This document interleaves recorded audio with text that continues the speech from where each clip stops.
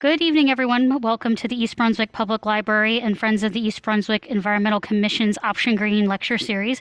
We're excited to be back here in hybrid format here at the East Brunswick Public Library and on Zoom for this lecture on the benefits of green infrastructure in suburban environments. So we're going to learn today about green infrastructure and how can it benefit our community. We obviously know about rain barrels and some things like that, but Michelle Hatfield, who's our Americorps New Jersey Watershed Ambassador for WMA number 9, will be telling us a little bit more about it, and she'll be able to answer your questions as well. So thank you so much, Michelle, and thank you again for the Friends of the East Brunswick Environmental Commission for helping bring the Option Green series to everyone. Okay, just want to make sure I'm unmuted. All good. Okay, thank you. And also thank you to people watching online, people here, to the East Brunswick Public Library. I really appreciate being given the opportunity to talk about this. It's a really important topic nowadays, especially within these urban environments. So if it lets me, there we go. I was introduced before as an Americorps ambassador for WMA 9. But as an ambassador, we all know what an ambassador is, but sometimes it can be a bit difficult to understand what a watershed is. So a watershed is an area of land where all the water drains to one source. So you can see on the diagram here, it's kind of showing that. It's usually defined by our topography, so our mountains, our hills. As the water falls, the gravity brings it down, so it's going to be draining into that one source. So if we're thinking in terms of New Jersey, we have 20 watershed management areas. So that can encompass more than one watershed, but they are divided within different areas like the central region, the north region, the south region, and coastal. So me particularly, I am WMA 9, so I am the Lower Raritan, South, and Lawrence Rivers watershed. So that encompasses, as the name suggests, the Lower Raritan River, the South River, and the Lawrence Brook. So if we're talking about where I am currently at the East Brunswick Public Library, exactly where our water goes, it'll start at the Ireland Brook, which is kind of right outside the library. It goes all the way up to the Lawrence Brook, which encompasses a WMA 9 watershed, into the Raritan River, and then into the Raritan Bay, into the Atlantic Ocean. So I've kind of highlighted that in yellow, and you can kind of see how it first starts out again at the Ireland Brook, going all the way out to the Atlantic Ocean. If we're thinking more on smaller terms, in our general watershed within the Lawrence Brook, or even just in East Brunswick, we have some different areas that could exist in the watershed. So we have forests, farms, natural ecosystems, recreational areas, urban spaces, industrial. Within East Brunswick, we might have a bit more urban spaces or industrial, but I did see online you guys do have one farm, so they do exist. Oh, you have multiple. Okay, very good, very good. So now we're just going to talk about a couple of environmental issues that may exist in those subspaces within the watershed. So in urban spaces or residential areas, we might have some appliance usage that may use a lot of water. We have some cleaners that might be not as environmentally friendly, so we might want to be switching to more environmentally friendly options. We also have within residences, people like to walk their dogs, so they may not be picking up after their pets like they should. We also have mowed lawns that can also pose a problem because it is just a monoculture, so you're just having just the grasses, so maybe you could introduce some native vegetation. And then also within the residences and just urban areas in general, we have the urban heat island effect. So that's when you have a lot of darker surfaces, a lot of what's called impervious surfaces. So surfaces where the water can't seep through the ground. It's not a natural area. So it will increase the temperature because you have those darker surfaces and the water is not allowed to percolate into the ground. Especially when it can't get into the ground, it'll start pooling. And then because it's on that darker surface, it'll get hotter. So when it's reintroduced into our natural waterways, it's introducing a lot of hot water. So that tends to be, especially in urban areas. So now we're going to talk about farms and some of the environmental risks associated with those. So we have pesticide and fertilizer use. A lot of the times pesticides attack both native and invasive pests or just insects in general, so they can be quite negative for the environment. We also have fertilizers So fertilizers inherently aren't bad. It's just when we have an excess. So for example, if I were to give you a salad and you were really hungry and you ate it, you would be completely full. And then if I were to give you another salad on top of that, you wouldn't want to be eating it. So fertilizers work the same way with plants, where they don't want all of that extra fertilizer. And when it rains, that'll just run off into our waterways. The same kind of thing with our livestock.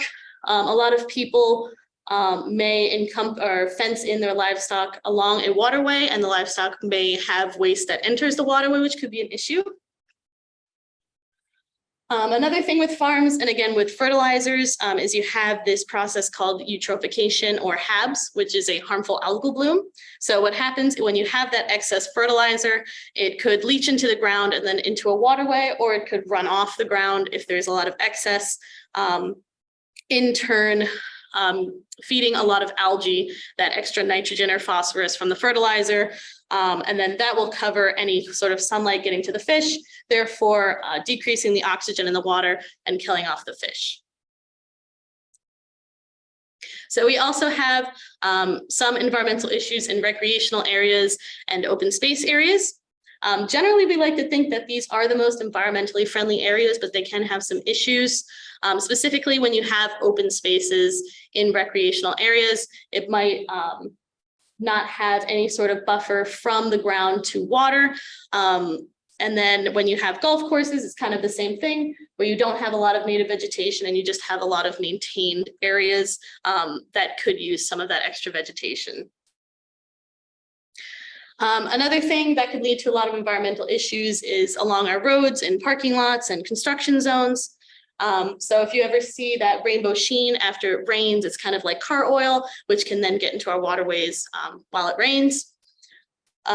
We also have construction zones that could have a lot of excess sediment that's not being blocked off if they pile it up. When it rains, that could also get into our waterways. And we also have the issue of litter. Everybody always knows litter is not good. That can also get into our waterways as well. And especially if you're thinking about it, as I had before with that yellow line showing where our water goes, when we think about, where it's going to end up, that's how you get the issues of a lot of trash in our oceans. And then with just general forested areas, when we have a lot of deforestation, that could lead to a lot of erosion because the plants aren't holding up that soil anymore. And just general deforestation is destroying that vital habitat for our native insects and animals. So all of the examples that I was just talking about are all examples of non-point source pollution. So what that is it means that it cannot be traced back to its original source. So for example, if I, had a water bottle and I just threw it on the ground and it ended up going through that Ireland Brook, through the Lawrence Brook, all the way out to the Raritan Bay, and say a fisherman found it, he would not be able to trace it back to me. Whereas on the flip side of things, we have point source pollution. So that's pollution where we are able to trace it back to one source. So that's going to be our industrial sector. So for example, if you have a wastewater treatment plant, it rains, it might flood a little bit, some of that sewage water might get into our waterways. That would be able to be traced back to that plant. So to help regulate this point source pollution, that's why we have a lot of laws, we have ordinances, policies, whereas with non-point source pollution, it's a little more difficult. So first, we can try to change our behaviors when it comes to remediating this problem. So back to where I was talking about all these environmental issues that we have. When it comes to our cleaners or our appliances that are using a lot of water, you could avoid dumping any sort of harmful chemicals into any of your outlet pipes that could possibly get into any sort of waterways in your house. Like I mentioned before, you could use more natural cleaners or chemicals to clean your appliances. You could also use low flow or energy efficient appliances when possible. There's also this kind of sticker they put sometimes on appliances called the water sense label. And it just means that it's more environmentally friendly and more friendly to the amount of water that it uses. And then when we're talking about, picking up after your pet, you always want to make sure you don't just put it in a bag and put it on the ground. You actually put it in a bag, put it in the trash. Whereas when it comes to lawns, you want to be using native vegetation on your lawns if you have the ability to do so. If you want to stay with a monoculture or just to keep your lawn open, you would want to allow your grass to grow up to 3 inches or more to really establish that root system and allow the water to percolate through. When it comes to farms, again, we have the issue of pesticides, fertilizers, and also keeping your livestock away from the waterways. So to balance that with pesticides, we could use more natural pesticides, ones that aren't so harmful to our native insects, or you could just use none at all. With fertilizers, it's the same kind of deal. You could either use natural fertilizers or none. There also are plants that uptake nitrogen. And if you have a lot of extra nitrogen in your ground from using a lot of excess fertilizer, you could put in these plants to kind of remediate that. And then when it comes to livestock, you could either put in living or constructed fences to keep them out of the waterways. So basically what that means is you have your regular fences, like your wood fences, but you can also make it a living fence, meaning that you could put trees or shrubs to kind of have a natural barrier. And you also want to make sure that you're cleaning up after your livestock. What a lot of people will do is they'll actually use the livestock's manure in compost and then use that as a fertilizer. So that's also an option. So now when it comes to recreation and open spaces, some things that you can do, especially with more recreational areas, you could have riparian buffer zones. What that means is if you have an area that's near a waterway, you could input some shrubs, trees, and grasses from the grass to the waterway to prevent the any excess pollutants from getting in there, or just if there's a really large flow of water, it can help slow that down. You could also just plant native vegetation or tall grasses within that open space zone. If you want to keep it more of an open space, the tall grasses are going to be the way to go. And when it comes to golf courses, of course, there are, with golf, you need those open spaces, but there are some areas where you would be able to plant some native vegetation when possible. And then when it's coming to roads, our parking lots, construction zones, when it comes to your car, you could avoid idling your car and releasing a lot of extra oil.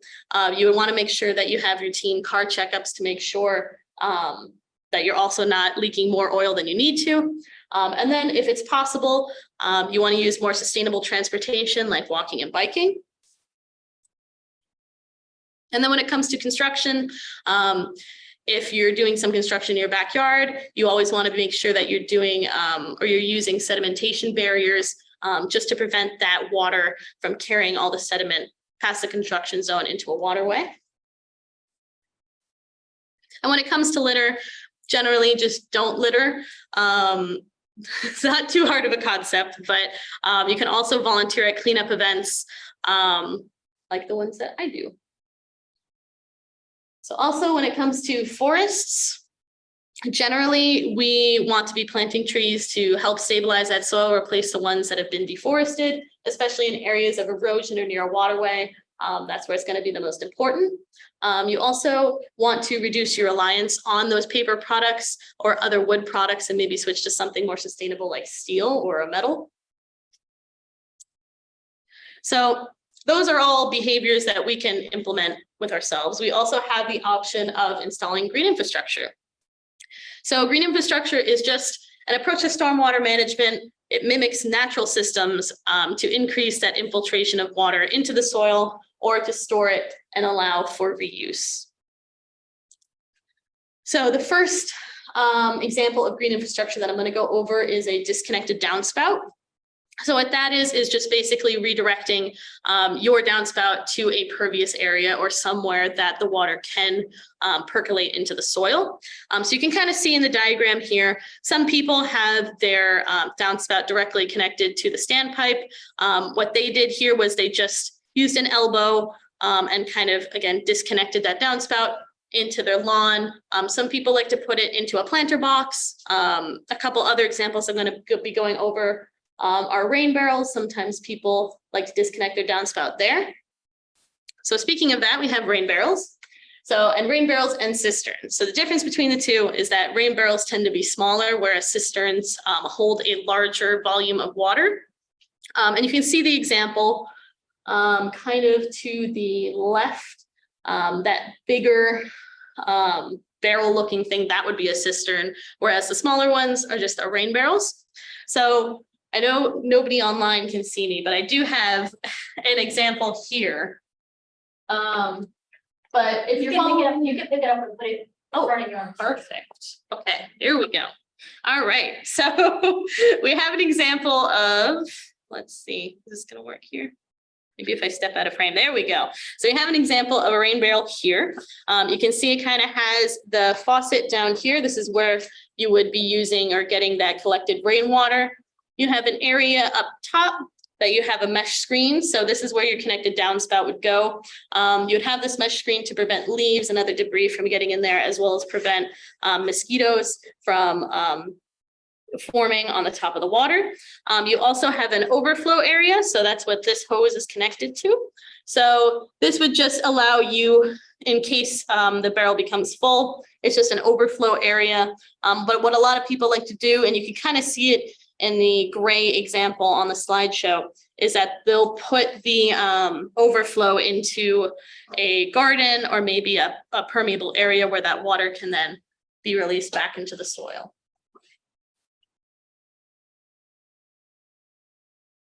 Oh, also, it's important to note that the water that comes from the rain barrel, it cannot be drank. You can't drink it, and it also can't be used in vegetable gardens because you don't want that water getting, or that any chemicals within your water that could come from your roof to get into your vegetables.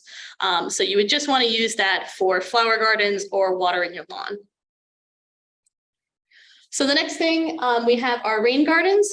Those have become a hot topic as of lately, which is really great because they do some really great things. So what they do is they collect, they filter, and they infiltrate rainwater. So you can kind of see in the examples and the pictures here, it's kind of like a pit almost, so that when it rains, all that water is collected in this main area, and then is able to be held there and just slowly filter and infiltrate back into the ground. Again, with the disconnected downspouts, a lot of people will have their downspout disconnected into a rain garden. So you can see in the example from Camden, they kind of have these river rocks coming down from their downspouts. So basically that'll just slow down the water to be able to just slowly trickle into the rain garden and then be absorbed. And it's just important to note that if you choose to have a rain garden in your lawn, it'll soak up about 30% more runoff than a conventional lawn. So it's always a great option. It also provides habitat for a lot of wildlife and our native pollinators. And it can prevent flooding and pollution in our local water bodies. And some people also choose, like this example in Glen Rock here. It's not really quite a residential rain garden. You can see that it's actually coming from the road. So this can be from a downspout, or you could have it like in this example where they have it coming from the road through the rocks into the rain garden. So next we have bioswales. So these are also similar to rain gardens, and you'll find that a lot of things are kind of very similar to each other. They just have like one or two differences. But the difference between bioswales and rain gardens is that bioswales are meant for larger and faster volumes of water. So they might have kind of a path of rocks already within the bioswale that the water is meant to follow. So what it does, it just converges, it slows, and then it infiltrates that rainwater, kind of the same way as a rain garden. But you can kind of see in the example from Island Heights here, I just included this one. This is not the best example. It could definitely use maybe a little more native vegetation. You can see it's kind of flooded. I could also probably use some more like river rocks, but I just wanted to include it to kind of show the variety of what you can do with the bioswale. So next we have stormwater planters. And again, very similar to a rain garden, except this time it's within a sidewalk. So these generally happen in more urban areas. That's why both the examples I've included are from Camden. So again, this is in more like densely populated areas. And it works the same way, where as the storm water is running down the road, it'll seep into the rain garden through that little entrance in the front and the back, and then just kind of seep into the garden and allow it to just slow down and infiltrate. So next we just have general tree pits, tree lines, tree boxes. Trees in general are always a good thing to plant. They infiltrate and filter rainwater as well. As you can see on the right hand side, there's just the general tree line. So this one wasn't in an urban area. This was in the South Branch Reservation. And you can't really see it, but right next to her is the Raritan River. So what we were doing was planting these willow trees to help slow that flow of water and have it seep into the roots of the willow trees before it gets to the Raritan River and kind of prevent some of that erosion. You also have more urban examples like the ones I've included over to the left there. You kind of have these tree pits that might have some exposed soil. They are generally more inexpensive, so that might be a better option for lower income communities, but you can have like the example of the Parsippany Troy Hills with the graded tree box to prevent that erosion from happening. Then we also have green roofs. So these are generally going to be a bit more expensive because they have a little more involved in their construction. So both examples I've included are in different organizations, not so much residential areas, but they are still important. So they're within the name, it kind of explains what they do. They're just green roofs. They're basically like gardens on top of a roof. They reduce your energy usage because there's not as much solar radiation hitting an impermeable surface such as just a regular roof. And it'll also retain that precipitation. And they're meant to be low maintenance. So once they're installed, you shouldn't really have to go up there too much. But they basically consist of an insulation layer and then a waterproof membrane layer. So to prevent anything from leaking through the roof. And then just a growing medium for the plants. And then of course the plants on top. So the next one is permeable pavement. So this is kind of like basically it allows rainwater to move through the pavement to a storage layer below. So you can see in the example here, they have asphalt on one side and then the porous pavement on the other side. And that's generally how they like to structure these installations, where they'll have asphalt in the middle of a parking lot and then kind of have it on a slope so that when it rains, all the rain will end up in the parking spots, which is where you have the porous pavement. And the reason that they do this is because the asphalt wears down a lot slower than the porous pavement. So they wanted it in an area with a lot less movable traffic. And then once it gets into those parking spots, it'll percolate through the pavement, either to an underground storage tank or an underdrain, or just back into the soil. So if all of this kind of sounds very daunting or you don't really know where to start, the best place to really begin is just with planting native plants. Native plants are always a good option because they provide that habitat and food for our native insects and animals. They tend to have longer and stronger root systems and tend to be better at infiltrating a lot of that water back into the soil and reduce the erosion. They're low maintenance because they're used to being here in New Jersey. So that would prevent the need for fertilizers. And they also can then help promote some of the biodiversity within our area because, again, they provide that habitat and the food for our local bugs and animals. So in the picture here, you can see there's some monarchs and some milkweed. As we all know, the milkweed plant is the host plant for the monarch. So that's always a good option. But in case you live in a different area, I know I don't live near here, so I might have different plants that will be applicable for my area. So instead of providing, an entire list of native plants for you to experiment with, I've included some resources that might be a bit better, where you can filter by your, yard type, your soil type, your shade. So that would be the Jersey Friendly Yards resource on the bottom. If you're interested in implementing any of these green infrastructure methods, there is the best management practice manual linked there. There's also the Red Cross Cooperative Extension, who implements a lot of green infrastructure in overburdened communities. A lot of the examples that I talked about today were from or were put in by the Red Cross Cooperative Extension. And they also offer rebates for some rain gardens, I think in overburdened communities, but I wouldn't be the expert on that. If you're interested in that, I definitely recommend that you look at that link. And all in all, I'd like to open up for questions and just give a general thank you. Thank you.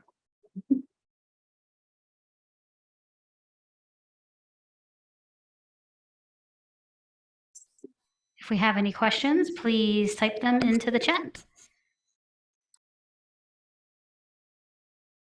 Question, do you get to, as the watershed ambassador, what is your goal through your process? Because we had, actually, I should be doing this with the mic on. Since we had someone from the Watershed Ambassador program before, what are your kind of goals when you're doing outreach and things during your time with this project? What do they do as a, in general, what are you hoping to do with everything that you're doing in the next year? The biggest thing for me would probably just be education. Like, I know a lot of these things, green infrastructure takes a lot of time to implement, with stream assessments, it takes a lot to learn how to do them because as a watershed ambassador, I also do stream assessments. So the most important thing for me is just educating people. So that way, when my term does end in a year, hopefully they'll continue to foster that interest that I've maybe sparked for them.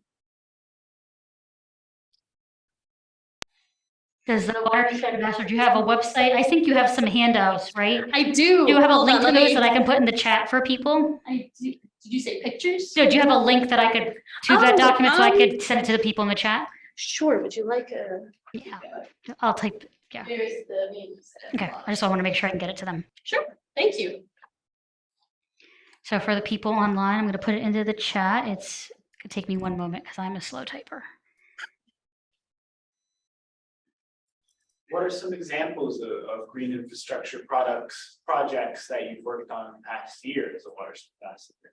Ooh, so I've done a tree planting. I've had one at Round Valley Recreation Area. We planted about 100 pitch pines within their outdoor education area. So now hopefully that'll be growing over the years and provide some shade for some passerbys and just general education. I've also hosted a rain barrel workshop with the Lower Raritan Watershed Partnership, where I think we had maybe eight people come along and were able to build their own rain barrels and implement them in their own homes. So there's been a couple things, but just generally the Watershed Ambassador program, if you look on our Facebook page, we've had, countless rain barrel workshops, we've had rain garden installations. So I highly recommend you check them out.